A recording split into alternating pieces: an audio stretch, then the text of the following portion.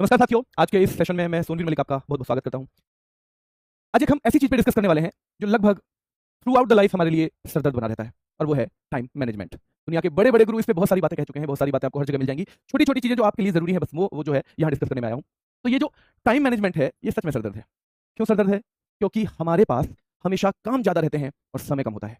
और ऐसा लगभग अगर आप किसी से भी पूछो ना, पूरी दुनिया में किसी से भी पूछो, तो लगभग उसके पास वही स्थिति मिलती है कि काम ज्यादा है और समय कम है। तो कैसे किया जाए फिर समय का मैनेजमेंट?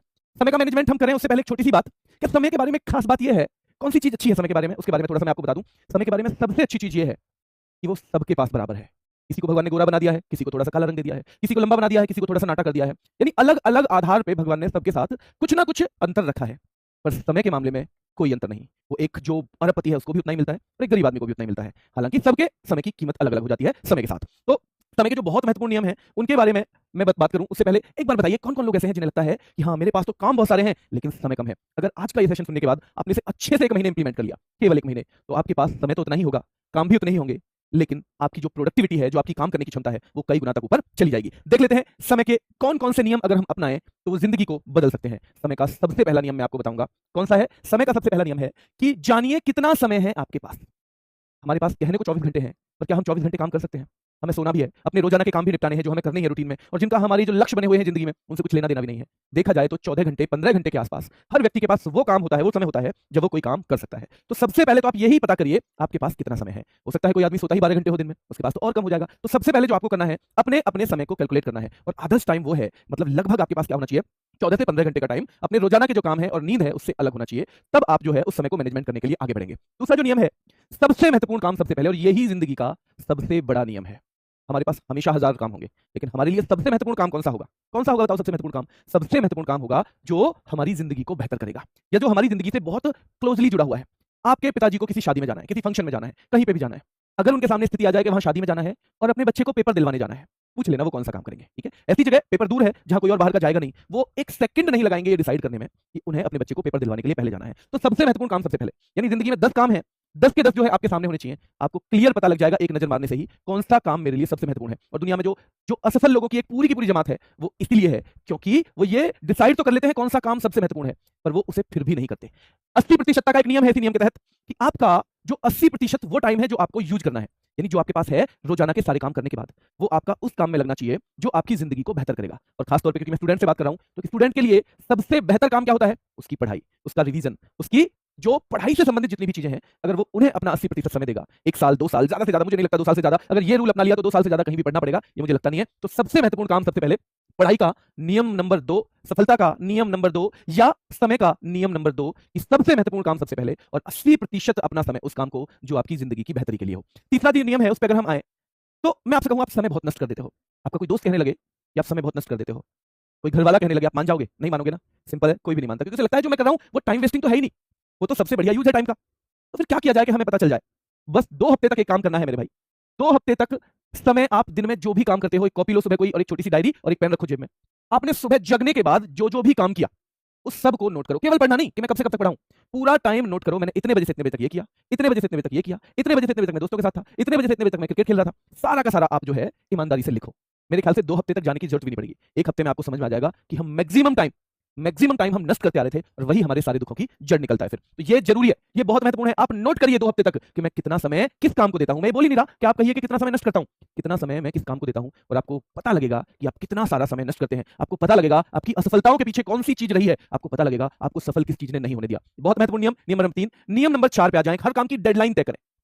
सपने सब देखते हैं, सपने और लक्ष्य में एक बहुत बड़ा अंतर है। वो क्या है? सपने का मतलब है मैं जिंदगी में ये करूंगा, डेडलाइन का मतलब है मुझे 2 साल में ये करना है। केवल सपने देखने से आज तक किसी का भला नहीं हुआ। जब आदमी डेडलाइन तय करता है ना, तब वो लगता है उसमें अच्छी तरह से। जब आप तय कर लोगे मुझे 2025 में, 2026 में, 1 साल के अंदर जॉब लेनी है, और जो तय करने के बाद उस रास्ते पे आप निकल चलोगे, तब आपकी सफलता हो जाएगी पक्की। जब तक केवल सपने देख रहे हैं, तो कई लोग 50 साल की उम्र में भी सपने देखते हैं, कई 70 तक भी सपने देखते हैं। तो सपने देखने की वैसे कोई उम्र नहीं है, पर पूरे उन्हीं के होते हैं जो उन्हें लक्ष्य में बदल देते हैं। और लक्ष्य में बदलने का मतलब है जो उनके लिए डेडलाइन तय कर लेते हैं कि तब तक मुझे करना ही करना है। ये बहुत महत्वपूर्ण नियम आपको याद रखना है आपकी सफलता के लिए समय का। निरंतरता और निरंतर अभ्यास, सबसे बड़ी दिक्कत जो स्टूडेंट लाइफ में आती है। 20 दिन पढ़ेंगे, 4 दिन मन नहीं किया, 25 दिन पढ़ेंगे, नहीं किया, एग्जाम एक हो गया, पता है कि शायद मेरिट में पक्का आऊं ना आऊं, मतलब कुछ नहीं पता, कभी सिलेक्शन हो गया नहीं, किताब एक तरफ रख दी। पढ़ाई को अपने जीवन का इस तरह का हिस्सा बनाइए जैसे आप रोजाना खाना खाते हैं, जैसे आज आप रोजाना सुबह टहलने जाते हैं, जैसे आप रोजाना ब्रश करते हैं। जब तक उस लेवल की सफलता ना मिल जाए जो आपको चाहिए, हो सकता है एक नौकरी आपकी लग भी जाए लेकिन आपका लक्ष्य और भी बड़ा हो, तो जब तक आपको वो सफलता ना मिल जाए जो आप चाह रहे हैं, निरंतर अभ्यास करिए और निरंतरता अपनी पढ़ाई में या किसी भी काम में जो भी आप काम कर रहे हो बनाए रखिए। अगर निरंतरता टूटती है ना, तो हम वापस बिंदुओं पे उन पे आ जाते हैं जहां से हम चले थे। यहां से आप चलोगे, यहां मेरिट लिस्ट है, आपने बहुत मेहनत करके यहां तक, वो बच्चे खासतौर पे 1 नंबर से रह गया, 2 नंबर से रह गया, यहां तक आप पहुंचे। जिस दिन आपने 20 दिन के लिए पढ़ाई छोड़ दी, अब फिर यहां आ गए, फिर यहां आ गए। कभी एस्केलेटर पे, एस्केलेटर देखा है? एस्केलेटर पे ना बच्चों, कभी खड़े होकर उस पे ना देखना कि वो उल्टा चल रहा हो। अगर वो उल्टा चल रहा हो तो आप खड़े रहेंगे तो आपको नीचे ले जाएगा, वो खड़े रहेंगे तो नीचे। और अगर आप चलते रहेंगे ना, तो बेशक वो आपके विपरीत दिशा में है, फिर भी आप लक्ष्य पे पहुंच जाएंगे। चलते रहेंगे तो फिर भी लक्ष्य पे पहुंचेंगे। खड़े हो गए तो वो वापस आपको नीचे धकेल देगा। तो निरंतरता का नियम किसी भी काम के लिए एक बहुत महत्वपूर्ण नियम है और ये आपको याद रखना है। ठीक है, चलिए। तो निरंतर अभ्यास करना है। जिस समय आपकी क्षमता चरम पर हो, उस समय सबसे महत्वपूर्ण काम। हर किसी का ना एक काम का समय होता है। किसी को रोज लेट तक जगकर काम करने की आदत है। कोई रात में मैं जब 12th में पढ़ता था, तो मेरा एक दोस्त था, उसे शाम को लेट तक पढ़ने की आदत थी और मुझे सुबह जल्दी। वो लेट तक पढ़ता था और मैं सुबह 1:30 बजे जग के 3-4 घंटे पढ़ के फिर सो जाता था। मतलब मुझे सुबह की आदत थी, क्योंकि मेरा जो माइंड है ना, वो इस तरह का बना हुआ था माइंड सेटअप कि हाँ, सुबह मैं ज़्यादा बेहतर कर सकता हूँ। वो पता चल भी जाता है। उस समय को उस काम में यूज़ करो जो आपके लिए सबसे महत्वपूर्ण हो। मान लो अगर पढ़ाई की बात है, उस विषय में जो आपको थोड़ा-सा मुश्किल लगता है, जिस समय आपकी क्षमताएँ चरम पे हों। अब एक पहलवान जो पूरी मेहनत करके आया है, पूरा तरोताज़ा है, उसको अखाड़े पे उतारो आप, और दूसरा जो पूरा थक चुका है, उसे उतारो।